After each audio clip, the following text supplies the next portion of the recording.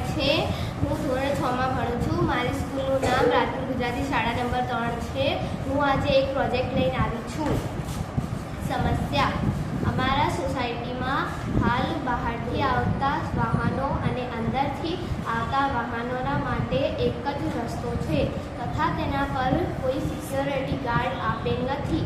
ત્યાંથી વાહનોની અવરજવરની નિયંત્રિત કરવા માટે કોઈ ઉપાયની જરૂર હતી।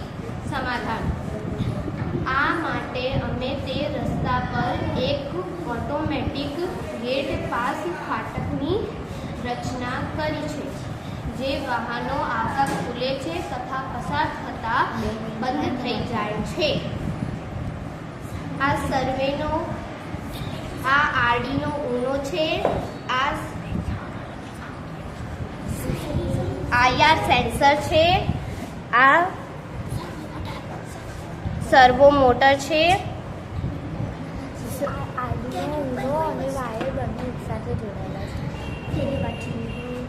આરડીના ઉનાનો એક વાયર સર્વે મોટર સાથે જોડાયેલો છે અને બીજો વાયર સર્વે મોટર સાથે જોડાયેલો છે। સેન્સર જોડે કોઈ બી આગળ આવતા વસ્તુ તે ફાટક પડી જાય છે અને દૂર જતા ફાટક ખુલી જાય છે।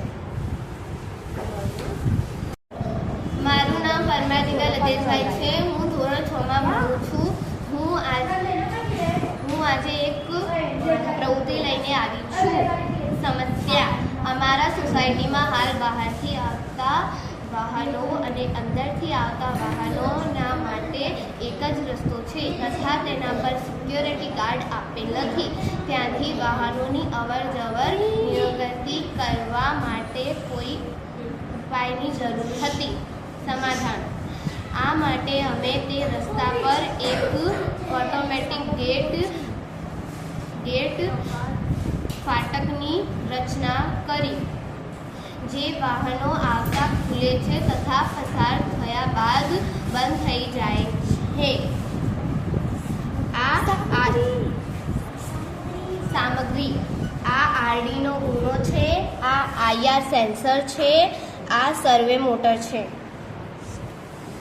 IR સેન્સરની આગળ કોઈ બી વસ્તુ આવતા ફાટક બંધ થઈ જાય છે અને દૂર જતા સેન્સર ફાટક ખુલી જાય છે।